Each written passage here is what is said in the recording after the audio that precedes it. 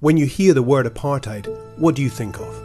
Probably the disturbing images of racial segregation between whites and blacks in South Africa, where a regime ruled by a racist white minority declared themselves officially superior to the black majority, then proceeded to dominate them.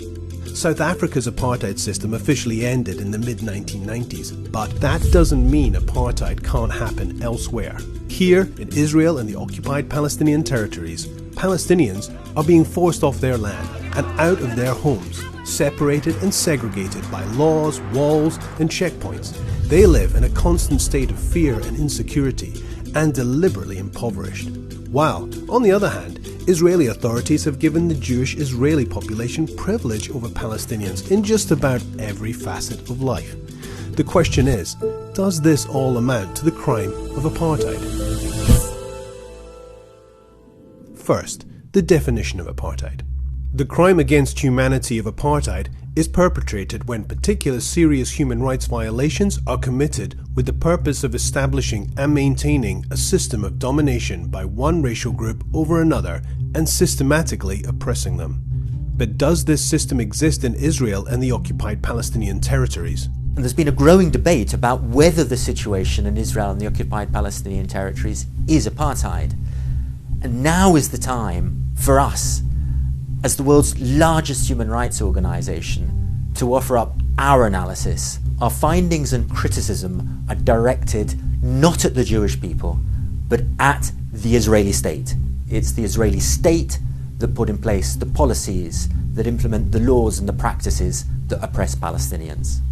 Well, Israeli leaders have been clear about their intentions from the beginning. In 1948, just before he became the first Prime Minister of Israel, Ben-Gurion visited Lifta and other Palestinian areas near Jerusalem that were completely emptied of Palestinian residents following attacks by Jewish forces.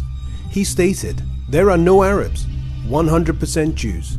If we persist, it is quite possible that in the next 6 or 8 months there will be considerable changes in the country, very considerable, and to our advantage."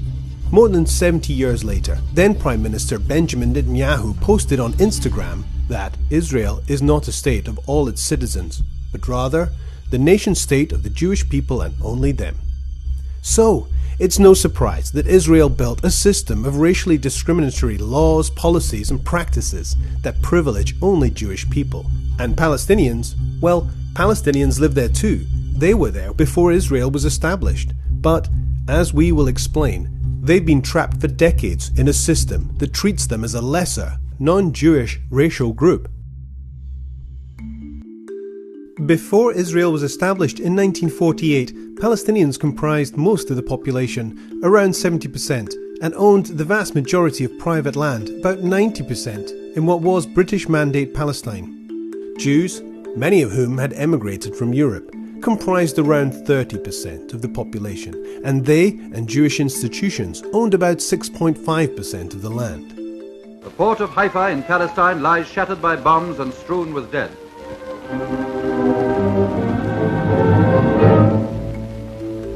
In the course of establishing Israel as a Jewish state in 1948, Israeli authorities acted to turn the situation on its head and were responsible for the mass expulsion of Palestinians and the destruction of hundreds of villages, forcing around 800,000 Palestinians out of their homes and lands. Thousands of Palestinians and Jews were killed in the context of attacks on civilians during this conflict. Today there are around 6 million Palestinian refugees who Israel denies the right to return to their homes. After the 1967 war, Israel occupied the Palestinian territories of the West Bank, including East Jerusalem and Gaza.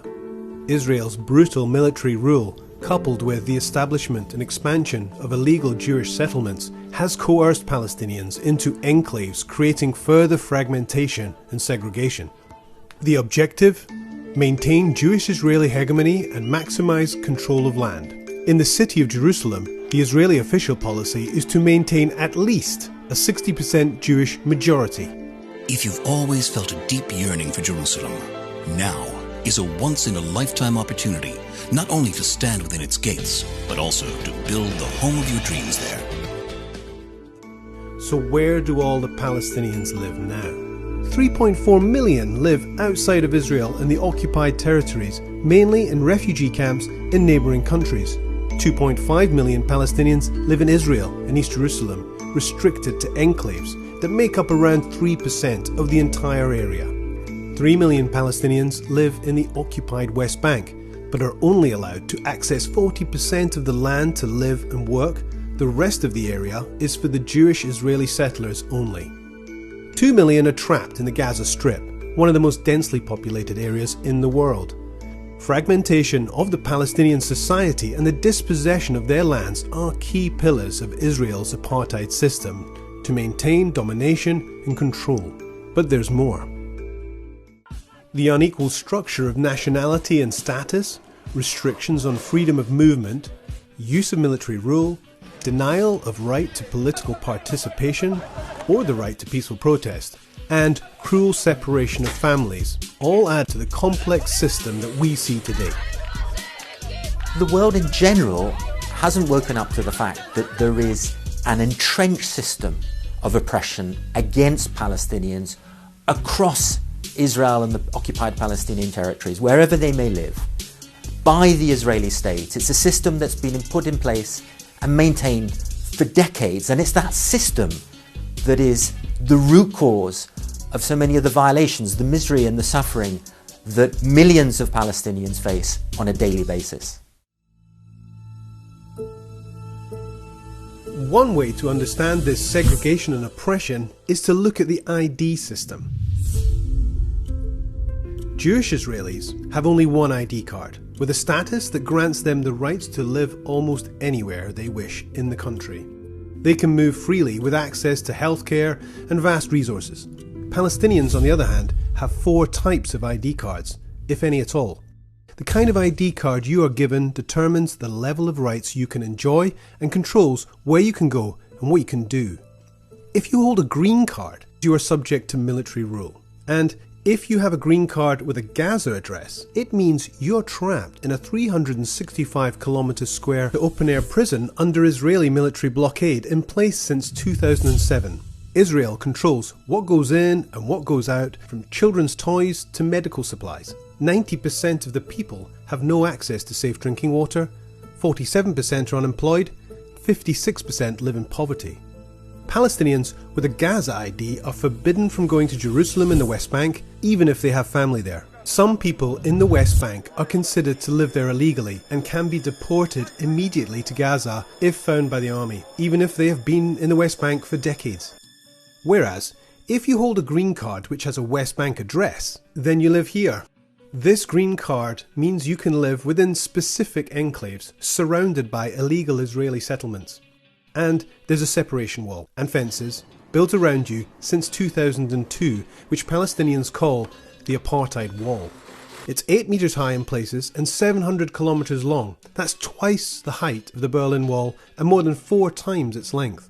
80% of it is built inside the West Bank, occupying even more Palestinian land. There are separate roads for Israelis and Palestinians, hundreds of checkpoints scattered throughout, not to mention the 54 years of occupation which has devastated the lives of millions of Palestinians.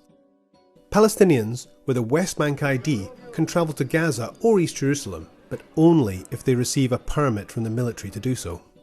This blue ID is for Palestinians in East Jerusalem. They can travel to the occupied West Bank as well as to Israel, but they are not citizens of Israel. They have only been granted a residency status. This means that they cannot vote in Israeli national elections, and if they leave East Jerusalem for too long, for example to study or work abroad or in other parts of the occupied West Bank, their residency is revoked, so they can't return.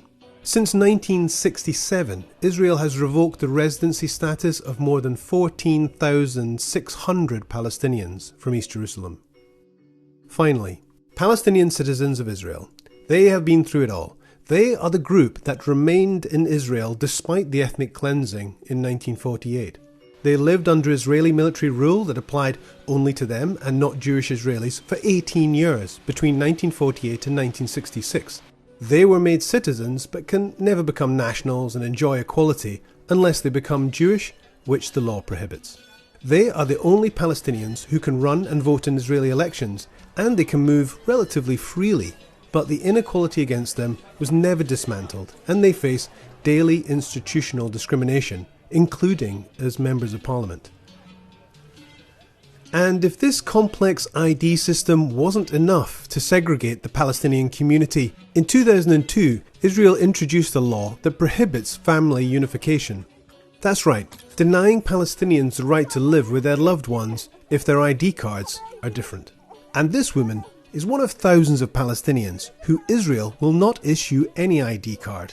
She can't travel, can't hug her family, only see them meters away across the border. Putting down roots, the family home, these are crucial parts of what make a strong community. To make sure Palestinian communities can't develop any further, Israel has made it almost impossible to grant building permits for Palestinian homes. So, Palestinians live in a catch-22 situation. In order to have shelter or develop their communities, they must build without a permit. And if they do so, Israel can demolish the structures on the basis that it was built without a permit. Right now, there are over 150,000 Palestinians currently living under the constant threat of demolition and forced eviction, many of them for the second or third time. In the West Bank, an average of 18 Palestinian structures were demolished every week in 2020. The same year, Israel issued 1,094 building permits for Jewish applicants, and only one for a Palestinian.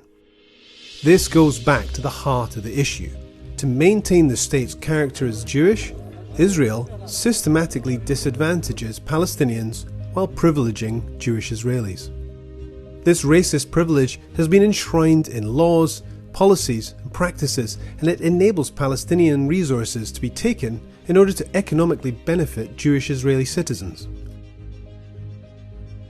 The system of apartheid is the Israeli state's oppression and domination of Palestinians on a daily basis. It's the laws, the policies and the practices that it puts in place and then implements to control Palestinians' daily lives. And then the crimes of apartheid. The crimes of apartheid are those acts, those violations, those patterns of violations that Israel is committing to create and then maintain that system of apartheid.